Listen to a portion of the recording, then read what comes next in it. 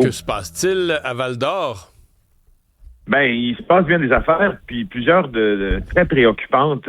Écoute, il y a une série d'incendies criminels qui est survenue à Val-d'Or qui a causé tiens-toi bien, 3 morts en 4 jours. C'est incroyable, là. On n'a jamais vu ça dans le bout de Val-d'Or depuis des décennies, une guerre comme celle-là. Des incendies dans des résidences privées, des maisons unifamiliales? Entre autres, oui, ça a mis du monde à la rue, ces incendies-là. Et selon les policiers interviewés par Zoé Arcan du Journal de Montréal, ce sont probablement des lieux qui sont liés à des criminels. Moi, écoute, je vais te le dire, là, ça me semble pressant que le ministère de la Sécurité publique parle à la Sûreté du Québec. Je suis assez convaincu que soit ce n'est pas déjà fait ou si ça n'a pas été fait dans le passé, ça sera fait cette semaine parce que ça s'ajoute également à un meurtre qui a eu lieu en début d'année à Val-d'Or. À Val-d'Or, là, le taux d'homicide, on s'entend, il est très bas. Là. C'est un coin que je connais bien, l'Abitibi-Témiscamingue, c'est ma région natale. On n'a pas de problème de violence à toute fin pratique en Abitibi-Témiscamingue, sauf depuis quand? Depuis l'émergence des gangs d'indépendants. Parce que ce qui se déroule présentement à Val-d'Or, c'est un peu le copier-coller de ce qui s'est déroulé sur la Côte-Nord et ce qui s'y passe encore en raison du trafic de drogue puis de la guerre que les indépendants mènent aux Hells Angels. C'est ça, là. Au début, là, c'était le fameux Blood Family Mafia de Dave Turmel qui tentait de s'immiscer au nord de Mont-Laurier. Puis là, maintenant, c'est le gang d'Alboivin, le Norton Salvage Gang, qui tente aussi d'y faire des affaires. Mais alors, quand tu parles de faire des affaires, on a déjà dit que Val-d'Or, c'est un petit peu là, parce que, bon, veut pas, il y a de la drogue qui est envoyée dans le nord du Québec, là, puis que Val-d'Or, c'était comme le hub de ça. C'est encore le cas? Ben oui. Val-d'Or, c'est le Sept-Îles de Abitibi-Témiscamingue. Alors, quand tu... Pour quiconque là a déjà demeuré ou déjà resté un certain nombre de semaines ou de jours à Val-d'Or, là, le fameux hub, comme tu dis, ou le transit, là, c'est à toute fin pratique le même que cette île, parce que les avions qui quittent Val-d'Or quittent pour exemple entre autres certains territoires autochtones, mais aussi les grandes minières, les grands chantiers, donc les gens qui travaillent, ce qu'ils appellent les fly-in, fly-out, là, donc on y atterrit puis on y revient, on ne demeure pas là à temps plein. Alors c'est tout ça également.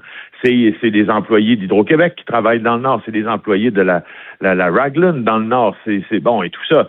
Donc je dis aussi des gens qui profitent de la situation extrêmement défavorable des communautés autochtones qui ont déjà des problèmes de consommation. C'est à Val-d'Or que ça se passe. Fait que, donc, maintenant que ça c'est dit, on me disait, des policiers à Val-d'Or me disaient assez récemment qu'eux autres, ils ont quand même un espoir suffisamment bon, je dirais, d'être capable de trouver ces gens-là. Parce que ils le savent. Parce qu'à Val-d'Or, là, je veux dire, donner un exemple, là, il y a quelqu'un, l'autre fois, qui s'est fait accoster, qui venait de Montréal, qui est allé faire des méfaits là-bas, qui faisait partie d'un gang indépendant, sauf que il a pris le parc de la Vérandrie en commune-auto. Puis des communes-auto à Val-d'Or, il n'y en a pas des tonnes. Non, tu comprends? Alors, il y a des gens qui sont plus faciles à repérer. Puis je le ferai remarquer. Comment tu dis, Mario? Non, je fais juste rire, parce qu'on dirait, tu sais, tu arrives de Montréal, tu veux passer inaperçu, puis tu t'en vas à Val-d'Or. Excuse-moi de rire avec une non, je sais. Aussi, quand on m'a dit ça, j'étais crampé un peu comme ça. Puis l'autre affaire, c'est que si on veut, tu sais, bon, parce qu'il faut pas rigoler, il y a des morts quand même, il y a des affaires qui sont rigolotes. Il y a un policier de Val-d'Or qui me disait, écoute, nous autres, c'est pas trop compliqué de savoir qui vient, hein. C'est parce que les gens qui viennent commettre des méfaits de Montréal, là, ils ont une route. C'est la 117, le parc de la Vérandrie, là, pour ceux qui la connaissent pas, là, le dernier village là, de cette route-là, à partir de Montréal, là, c'est Mont-Laurier. Après ça, pendant un bon 2-3 heures. Il y a grand remous, là, comme une sorte de l'étape, là, mais il n'y a pas grand-chose. Il y a un grand remous. Après ça, l'équivalent de l'étape dans le parc de la Vérandrie, ça s'appelle le domaine. Puis, je veux dire, il y a quand même juste une route. Là. Si tu veux te sauver, là, avec ton communauto, là, tu cours la chance de rencontrer un policier qui dit on cherche un Toyota Camry communauto grise, ça va se faire prendre vite. Alors, donc la situation géographique qui joue pour beaucoup. Les policiers sont assez convaincus. S'il y a un réel effort, je suis convaincu qu'il y en aura un de mater cette révolte. OK. criminel qui a trop parlé? Oui.